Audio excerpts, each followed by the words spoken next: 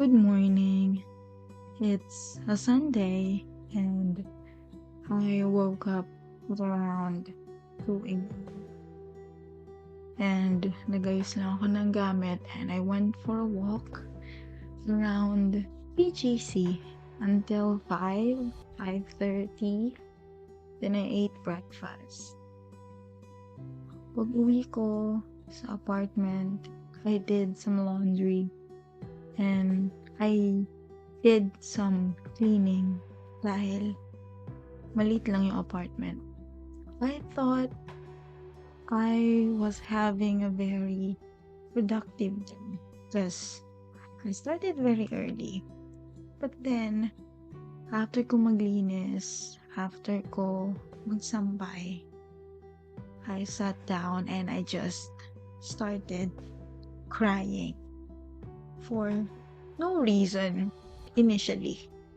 Walang rason, hindi ko alam. I just sat down sa higaan ko and I broke down today and I figured I should record this kasi parang naisip ko na totoo pala yung sinasabi ng karamihan na moving on or healing is not linear.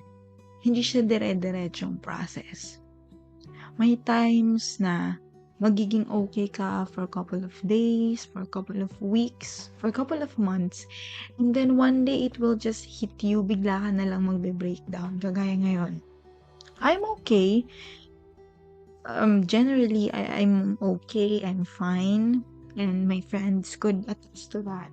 It's just that, kagaya ngayon, may mga araw na bigla na lang magfa-flashback, bigla na lang yung sinasabi siguro nila like a relapse dun sa mga bagay na nakapanakit sa akin in the previous months, in the previous year. So yun, healing is not linear and there would always come a time na babalik at babalik ka dun sa panlulumo or dun sa lungkot na nararamdaman mo. And all you have to do is, sa akin siguro, accept the fact na I am still healing and part of that still healing process is yung meron talagang time na magbe-breakdown ako. Meron at merong time na tutulala na lang ako sa pader and magfa-flashback lahat ng mga bagay na nakakapagpalungkot sa akin. And I think it's a beautiful thing na I'm being self-aware of what I'm going through right now, na hindi ko na dinideny sa sarili ko na, be, hindi ka pa healed. Masakit pa rin sa part mo. Kasi, napapansin ko din sa mga ibang kaibigan ko that's also healing right now is, dinideny namin na masakit pa rin. And ngayon, aaminin ko, yung mga nakapagpasakit sa akin before, masakit pa rin.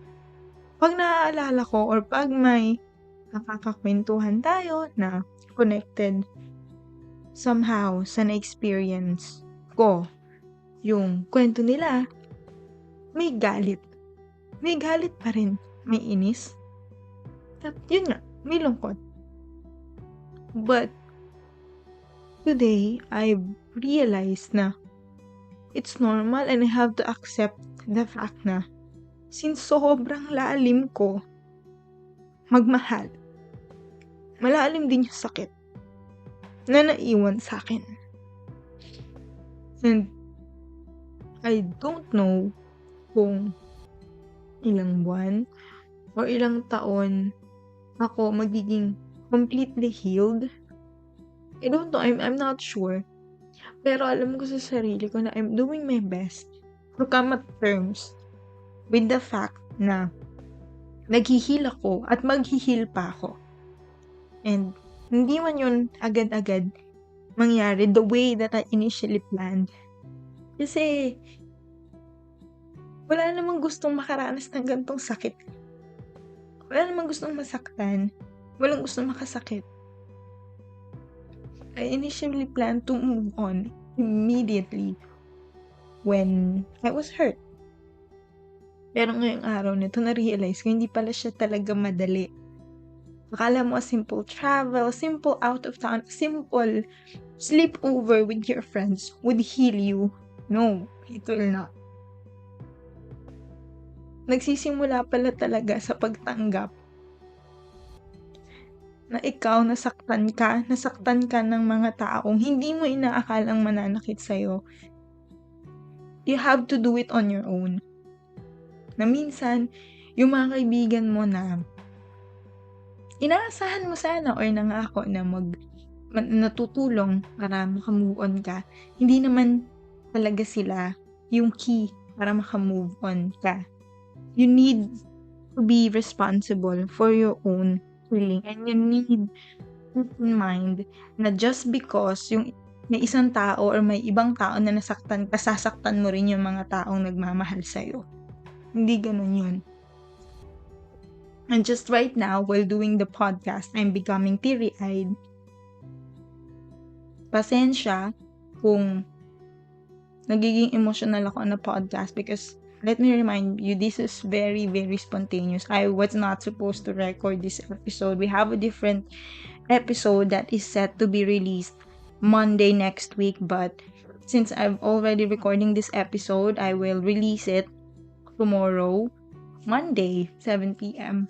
Just gonna do some editing, so I think being spontaneous then on creating episodes is really good for this kinds of podcast that I'm doing, kasi nga sa I thoughts. So, kung anong iniisip ko at the moment, but going back, ngayon, I realized that healing is not linear. There will always be a time na babalik at pabalik tayo dun sa sakit na nararanasan natin. But the most important thing is for you, is for us, is for me, na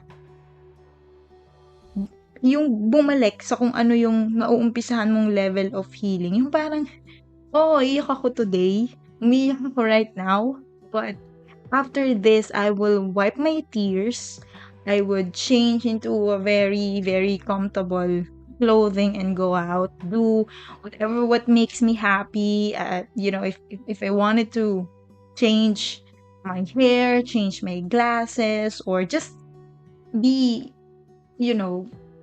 walking around lang in this town that I'm leaving. I think it's a nice touch to the part na kahit bumalik tayo dun sa part na nasasaktan tayo, we still have the strength and that perseverance to continue moving forward and continue with the healing process na nararanasan natin ngayon.